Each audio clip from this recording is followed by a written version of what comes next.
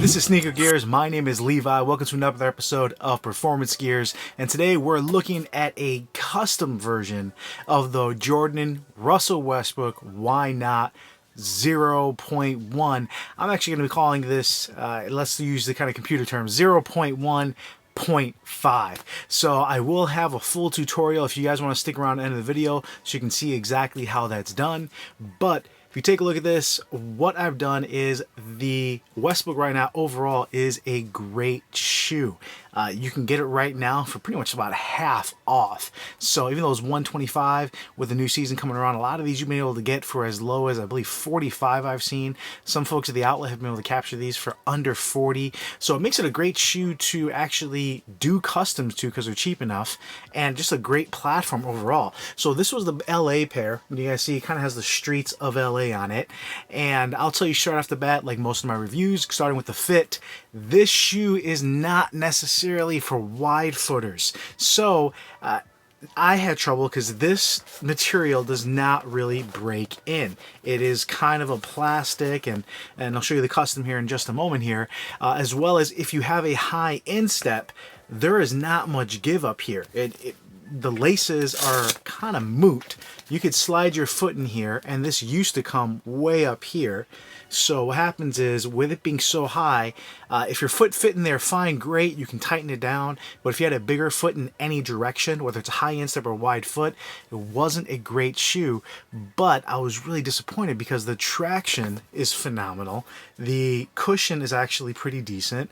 And there's a crazy amount of lockdown. The Why Not, kind of like Russell Westbrook, is a very serious shoe. This thing is meant to go all out. It's not something I really even would want to wear casually. Not because it's not comfortable, it's not, you can't, but it's just a hardcore shoe. The support and what it does, it's meant to go, just like his motor.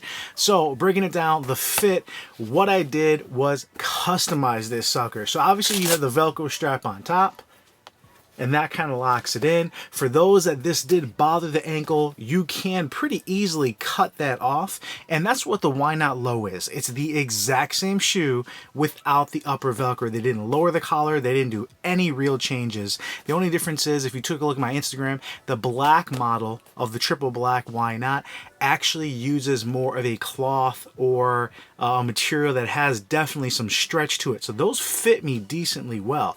This did not, so what I did is make my own Velcro. So if you notice, the lacing structure is very similar to what you had on the Jordan 28. So this allowed me to open this up. My instep was perfect because now I got a pretty traditional tongue. I was able to lock that down, again, decently well. If you look kind of working away from support, look fit to support, you have a really wide base here. And the only thing I had to do was bond this with additional adhesive, because your foot does sit right in here. So just below. Now, if you look at the Why Not Player Edition that he's worn that did not have the shroud, some things you'll notice similarity. That does have an additional material coming along right here that's going to help with containment. If you look right here, there's an additional strap here. And what I did is actually paint all of this black. I added my own Velcro strip, and I'm able to torque that down as needed. So I have a better instep, better fit, fits my width, and all of a sudden I have a shoe that fits me really well. So if you wanted to try this, some of the things that I would have done differently is potentially I would have Velcroed the other way. So I did take away performance-wise by losing some of that containment on those hard steps. So before that, my foot didn't feel like it was going anywhere. After that, I actually felt similar to the Jordan 28, where I kind of have to trust the shoe. My foot's not going to go over this piece of rubber. The shoe is not going to roll with that outrigger, but it wasn't as confidence inspiring. So that is one, if you're looking for a performance mistake, that I did make. Now, if you're looking at my custom how-to, I'll have that rolling here. So if you take a look, a lot of this is simply getting the right tools. I'll put a link in the description where you can get those for a stitch cutter and kind of a razor blade that's a little bit more precise. Going through, it's just cutting. So you're going through a lot of cuts, as well as once you cut through all the way, you do want to be a little bit more careful. And I kind of cheated just because when you have this one, you can follow the street maps. So I do have something that's going to have a little bit better symmetry than you would, I guess, if you're doing it on your own. And there is a corresponding street right here. So I'm going to be cutting along those lines.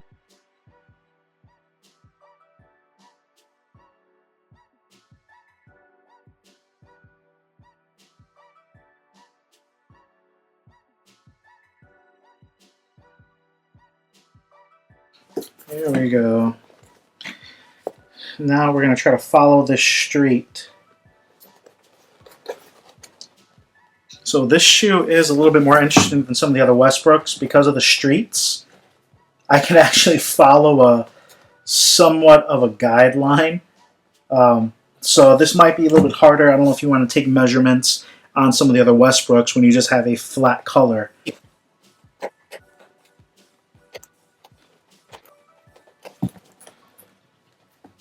So I'm going to finish that up there, but it's something you'll notice underneath here. You have a lot of padding right here, which I'm going to get rid of because I'm just going to use this for support. It's not going to be all that pressure on the laces. You notice how tight these are tied, and you can't really get to these laces with the standard Westbrook. So even if you have a wide foot or high instep, it's tough to loosen that, which even that made itself a big difference. And then you're going to have padding on the sides here, so there's not much pressure. And that's all gray, which looks kind of ugly. And then just for obviously additional support, you have that layer of cloth right here. So it looks pretty much like we have equal flaps here, but one thing you're going to notice, obviously you have this whole part up top, which actually makes it kind of hard to close. So that gap is something I'll measure out here. And for that, we just take some scissors. So I'm going to do my best to give it some symmetry. And obviously with this, I did come up right to the Jordan logo. So I'm going to finish that up. I will start painting this in, and we'll see how it turns out.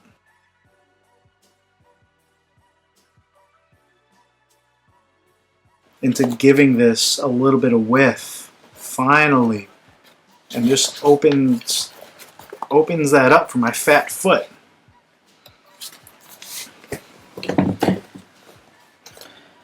So it's really undone. All right, you can kind of see the internal workings, as it were. So we'll break this guy out and get to work.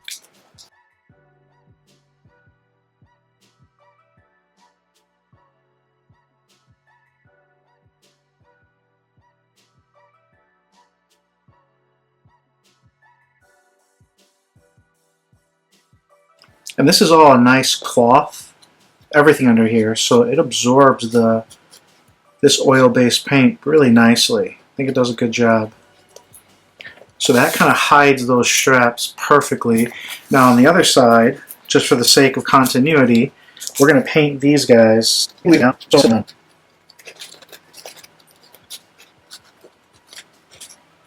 putting the Velcro in is something that I simply cut. It was double-sided tape, and I used glue. So these are in here pretty solid, where I have 1, 2, 3 straps. And I did try to make this a little more seamless, but once this is locked down, I think overall I do have a nice finished product, although maybe not as perfect as I would hope if someone was saying, hey, can you do it for me? No, I'm not a customizer, but I did like how this turned out.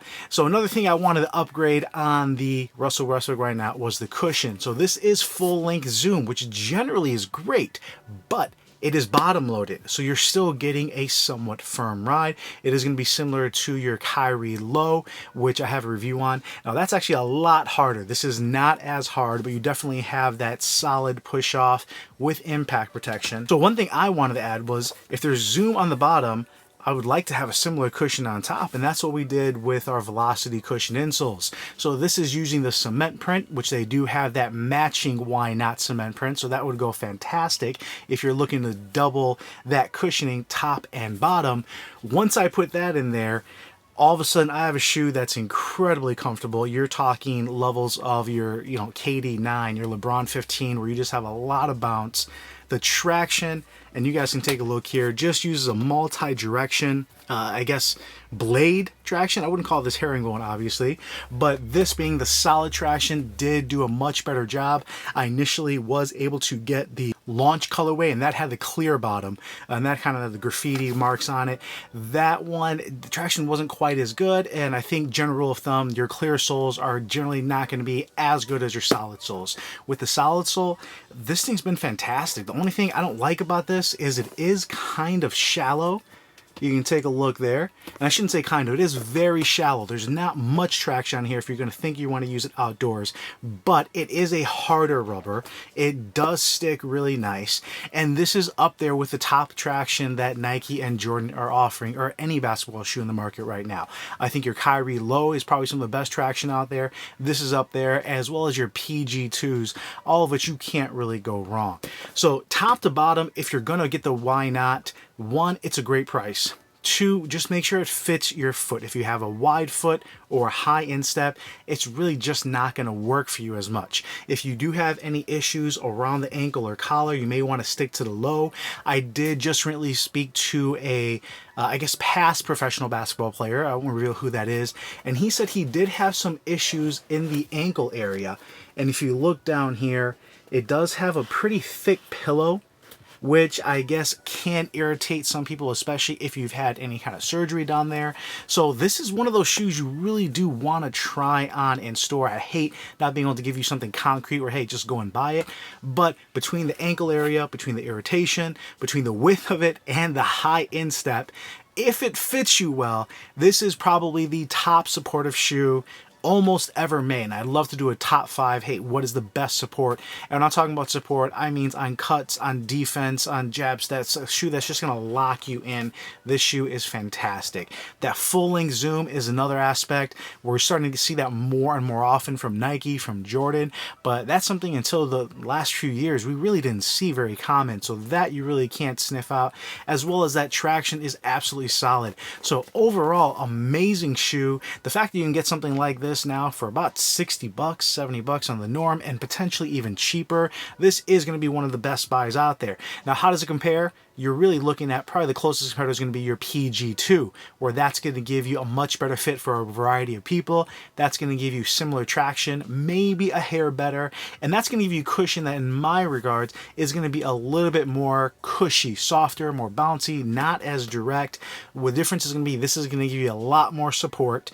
The PG2 is going to give you a good amount, but not nearly the level, but the PG2 is going to fit more people. So depending on what kind of support you're looking for, traction is going to be pretty equal. If this fits you, you want to go with this. If you're a fast, quick guard, look at Russel Westbrook. He goes as fast as he can every play, and this shoe definitely holds up. Between that heel cup, between the shroud, this shoe is fantastic. I'm glad I made these. I was able to enjoy it. I'm glad I was able to add the additional cushion that we're offering in sneaker gears with our velocity cushion, and it kind of gets some style points in there once you put them in, as well as Jordan just gave a great value, and this really trumps something from the CP3 line where that was just an overall let down, not a disappointment. That's not a bad shoe, but the CP3, I think 11 is where we're at now, just wasn't quite up to par on what it could have been, especially when this is only $5 more retail or $10 more, and now this is available for almost half the price.